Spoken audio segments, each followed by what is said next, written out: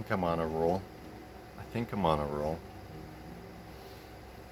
Biggest issue I have with this studio is how sweaty it gets. So happy to have an underground studio coming up. 0021. Minor Arcana Wands. So, once again, fire energy, representation of will, creativity, and expression. Let's start with this big old stick. This wand representing yourself finding that confidence of who you are and expressing that who you are into the world. I see this one come up a lot for artists, dancers, singers, stage performers.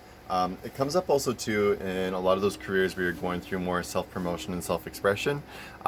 Hint, hint, nudge, nudge. But it's truly and honestly, it's just finding that confidence in the nature of yourself and realizing that your fire, the fire that moves you, the fire that engages you, the fire that helps you to express yourself, comes very much from your self-actualization.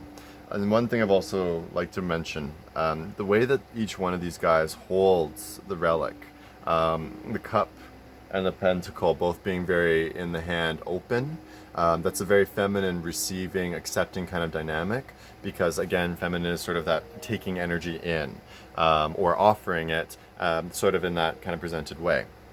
Whereas the Ace of Swords and the Ace of Wands, those are both masculine energies and more of that strike forward or push forward. And you'll notice just sort of the placement. He's got that thumb and the way it's handled. It's not so much quite like a sword, but it is very much like that rod of discipline and rod of approach.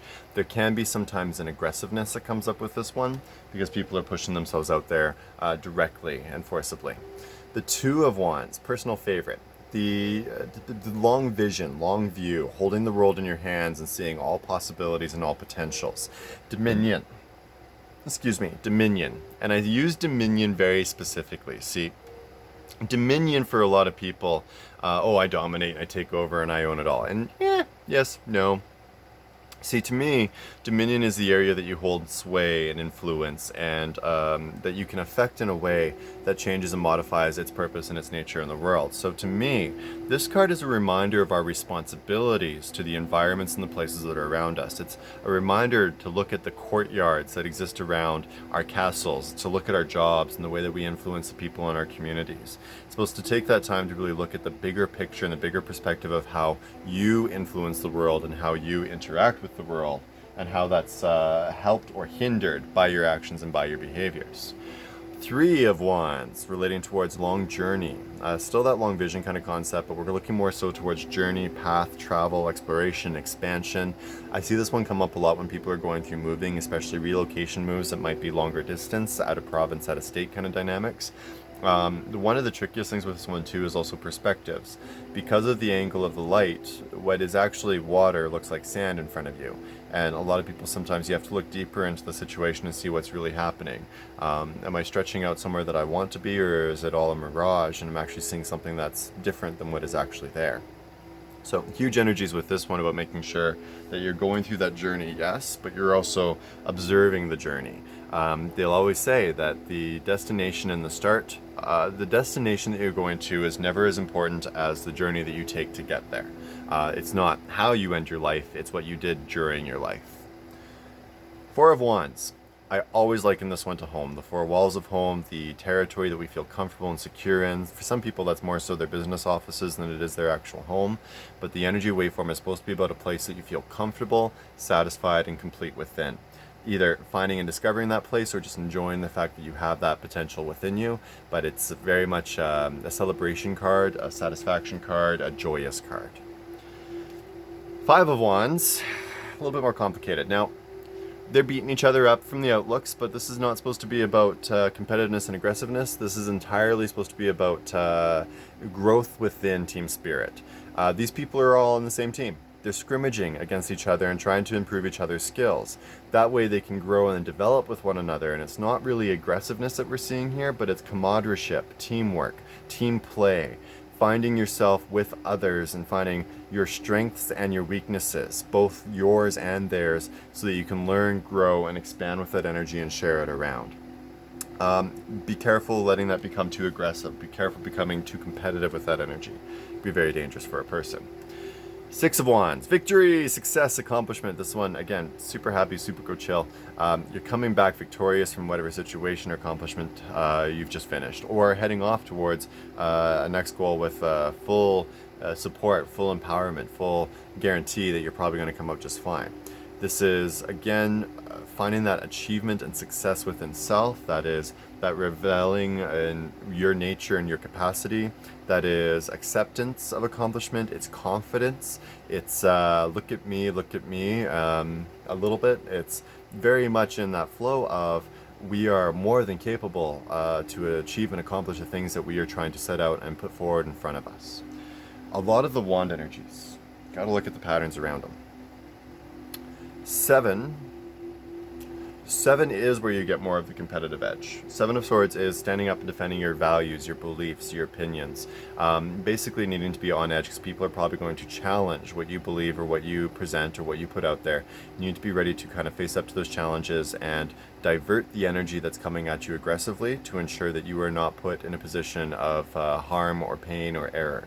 It's protecting yourself in a lot of ways and being in that state to ensure that no matter what, you're not overrun, overtaken, that what you believe and your ground that you stand upon can be supported. This one is definitely more aggressive than what we see with the Five of Wands. And the big note here is to recognize that you're not looking to grow with these people, you're looking to make sure that these people are pushed away or out of your life. This is removing yourself out of situations that you can no longer be party to. Eight of Wands, swift change, transformation, metamorphosis, things happening fast. This is quick.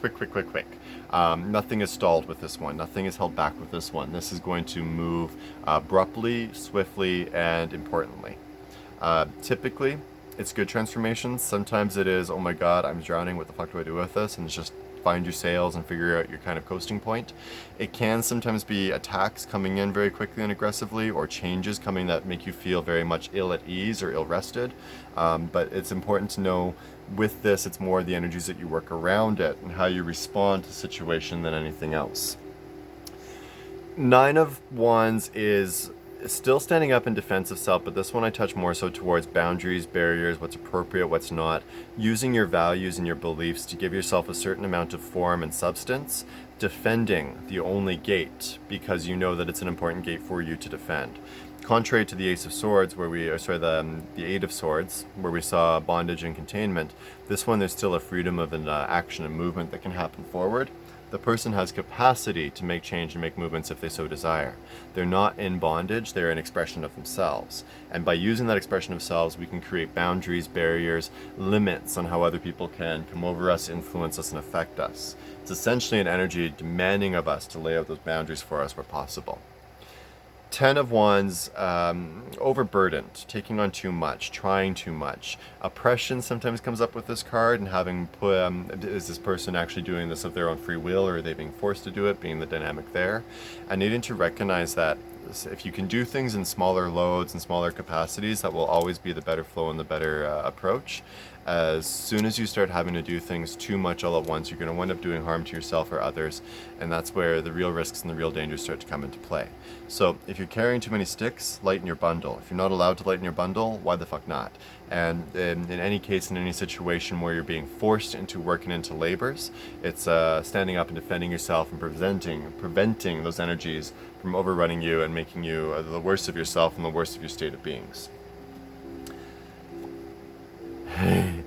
Impulsive, impatient, they're out doing their own thing, they're going to have their own fun. The Page of Wands, I love them to death, but the firecrackers just want to go out and pee on an electric fence. And if anyone's going to make a mistake like that, I would expect it to be these ones, because they're more performers and excited for the stage of the situation than anything else. The big thing is they need to learn, they need to grow, and they need strong people around them to do that. But if you can't hold their interest and if you can't hold their attention, they're not going to let you have that role in their life. A Knight of Wands has a little bit more under control, but there's still sort of that rush into kind of momentum. Not as fast as an Ace of Swords, but there's that want for adventure, thrill, excitement, travel, exploration, getting overseas, seeing more of the world, putting oneself out there into whether it be missionary work or charity work or whatever else. This one's presenting more of a strong case of, I want to put myself out into the world and put my ideas out into the world. Queen of Wands. This is my Magic Girl card. I find this one brings out more of the mysticism and the spirit of feminine and dominating the world than anything else. See, will is expression of self, and with these girls, I typically find that they're more likely the matrons and the crones and the ones that are asserting a little bit more influence in the natural world and everything else around them. And it's not that they're doing so in a mischievous or malevolent way. It's just they have such confidence in themselves and their art and their style that they're going to present themselves the best.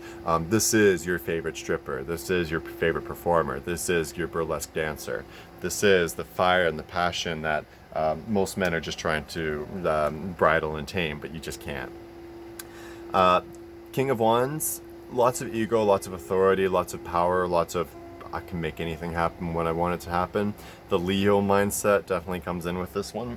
Feeling like the answering to nobody and that there is sort of an authority and power.